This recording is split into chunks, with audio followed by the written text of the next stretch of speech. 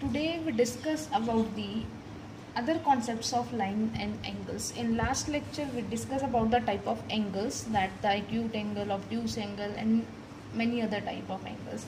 Today we discuss about the transversal and the properties of transversal. So first let us discuss about the transversal. So transversal is a line that intersects two or more line at distinct points. Means transversal हमारे पास जो है एक line होती है जो दो या दो से ज़्यादा में, इट में भी 3, 4, 5 जितनी भी हो सकती हैं, तो कोई भी एक ऐसी लाइन जो दो लाइन या उससे ज़्यादा लाइंस को जो है दो अलग अलग पॉइंट्स पे कट करती है, that line is known as transversal. It means this line is known as transversal. Okay, so let us consider that this line is AB and this line is equals to CD and this is N. Okay, so now let's discuss about the angles formed by transversal. कि जब transversal जो है किसी भी lines को cut करती है, to या मोर देन टू लाइंस को, तो वो किस टाइप के एंगल्स फॉर्म करती है. So let's discuss about it. So first of all बेटा मैं यहाँ पे कुछ एंगल्स के नाम मेंशन कर रही हूँ. Suppose this is angle 1, 2, 3, 4 and this is angle 5, 6, 7 and 8. अब हम यहाँ से, क्योंकि अब दो लाइनों के बीच में और ट्रांसवर्सल के बीच में इतने ही एंगल हैं जो फॉर्म हो रहे हैं, इनके अलावा कोई भी एंगल नहीं है जो इनके बीच में बन रहा है. Okay, so let's study about the type of angles. First angle is the interior angles.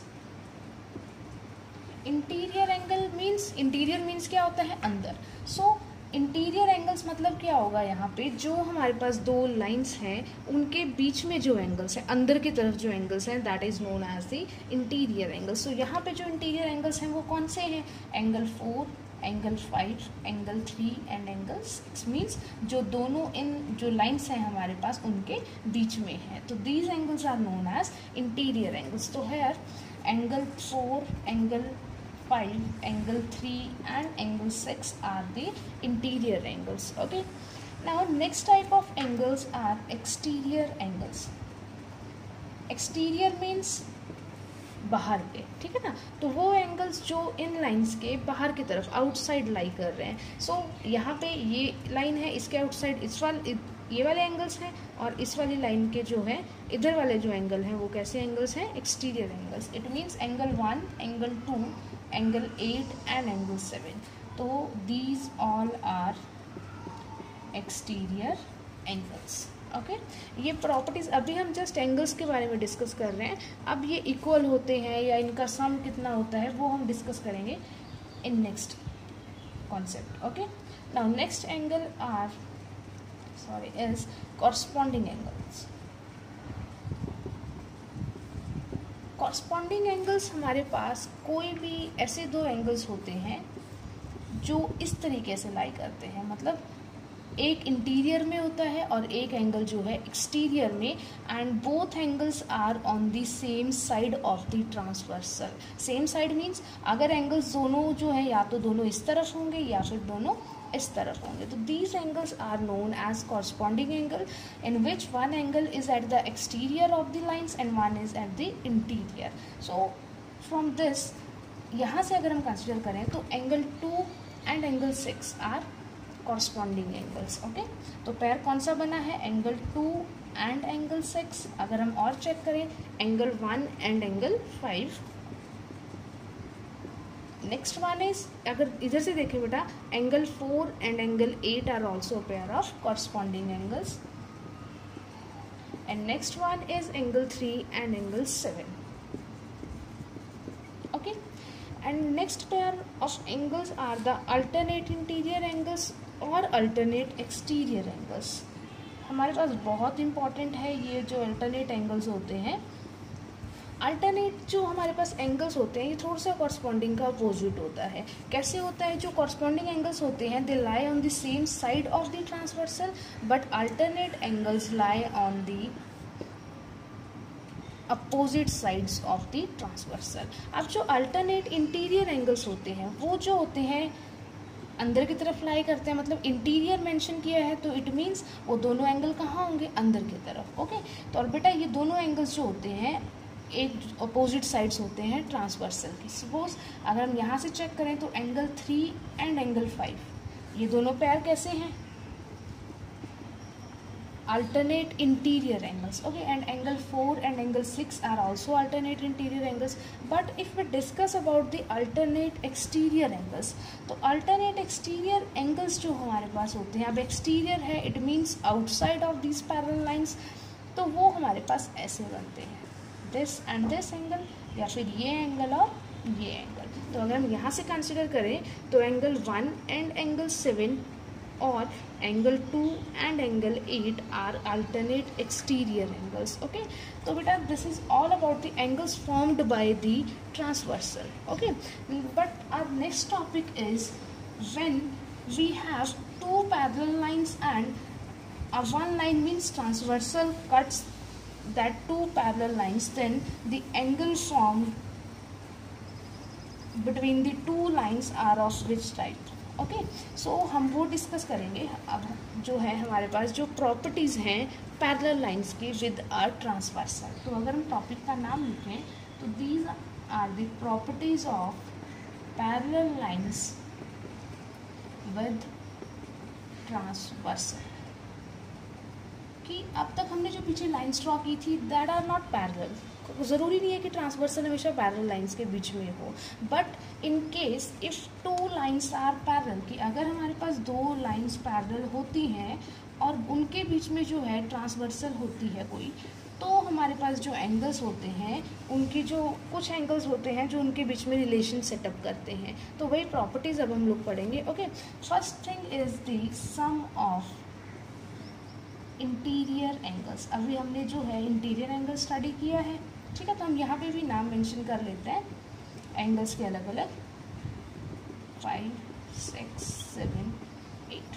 Okay, तो first thing is the sum of interior angles, कि अगर हम इंटीरियर एंगल्स कंसिडर करते हैं तो उनका सम कितना होता है। Okay, so from here angle 3 and angle 5 are interior pairs and angle 4 and angle 6 are interior pairs.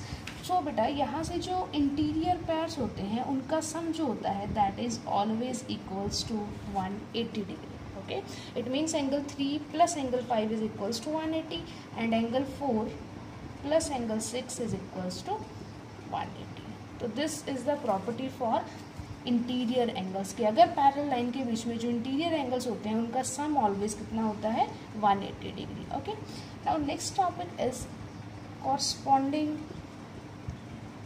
Angles.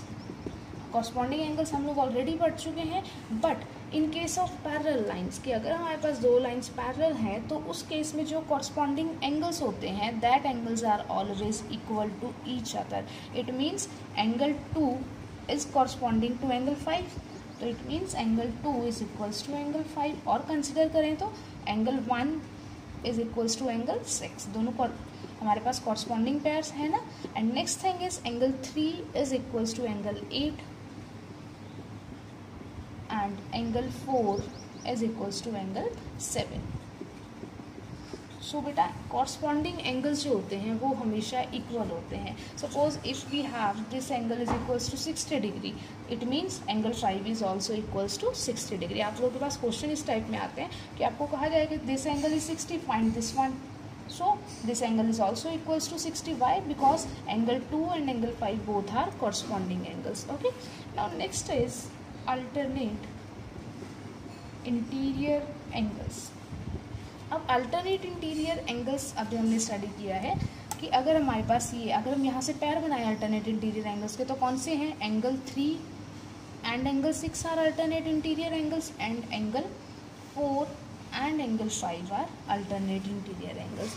And beta alternate interior angles are always equal. Okay, it means angle 3 is equals to angle 6 and angle 4 is equals to angle 5. ठीक है, तो ये हमारे पास property होती है alternate interior angles की, कि अगर हमारे पास एंगल 3 50 डिग्री है तो एंगल 6 भी कितना होगा 50 degree. Okay, next property is alternate exterior angle. अब अल्टरनेट इंटीरियर की बात हमने की है, तो नेक्स्ट हमारे पास जो है that is alternate exterior angles. Okay,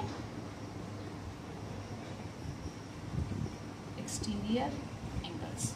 तो अब एक्सटीरियर एंगल्स की बेटा अगर हम बात करते हैं तो एक्सटीरियर एंगल्स कौन से होंगे हमारे पास, जो हमारे पास बाहर की तरफ लाई करेंगे, दोनों पैरेलल साइड्स की। तो यहाँ से अल्टरनेट एक्सटीरियर एंगल्स जो हैं these R angle 1 and angle 8, angle 2 and angle 7।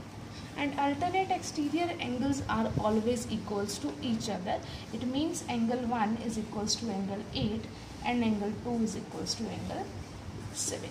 Okay, so this is all about the properties of the parallel lines with transversal कि अगर किसी भी दो parallel lines को कोई भी एक transversal कट करती है then we get these type of pair of angles, जिसमें से कि हमारे पास कुछ जो है इक्वल होते हैं और कुछ पेयर ऑफ एंगल्स जो होते हैं that are whose sum is equals to 180 degree. तो बेटा इस बेसिस पे आप लोगों के पास क्वेश्चन आ सकते हैं कि find this angle. For example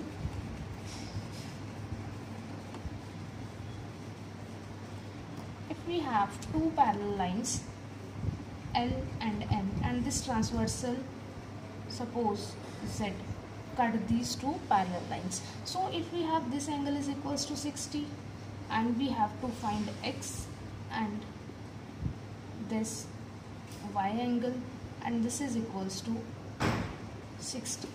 okay, हमें x and y find out करना है, तो we have to establish the relationship of these x and y angle with these angles which are given to us. Okay, so अगर हम यहाँ से देखें तो these pairs are interior angles हैं दोनों, तो दोनों का सम हमारे पास कितना होना चाहिए, that is equals to 180। It means angle y कितना आ गया 180 minus 60 that is equals to 120 degree. तो यहाँ से हमने सिंपली जो है क्या लगा लिया, interior angle property, sum of interior angles. तो हमारे पास एंगल y आ गया। Similarly we can find angle x। अब 60 डिग्री एंड एंगल x दोनों के बीच में कोई रिलेशन है, yes, both are corresponding angles. तो अगर दोनों कॉरस्पॉन्डिंग एंगल्स है it means x is equals to 60 degree because corresponding angles are always equal to each other. Okay, तो these are the relation between the parallel line angles. ठीक है, तो जितनी भी ट्रांसवर्सल के साथ पैरेलल लाइंस एंगल बनाती हैं तो उन सब के बीच में हम लोग रिलेशन एस्टेब्लिश करके हम लोग वैल्यूज फाइंड आउट कर सकते हैं एंगल्स की। ओके, तो this is all about the today's class that is the lines and angles. And बेटा लाइंस एंड एंगल्स में हमारे पास जो है इतना ही है। ठीक है, that is enough for from class 6 to class 8। Okay, that's all about today's class. Thank you.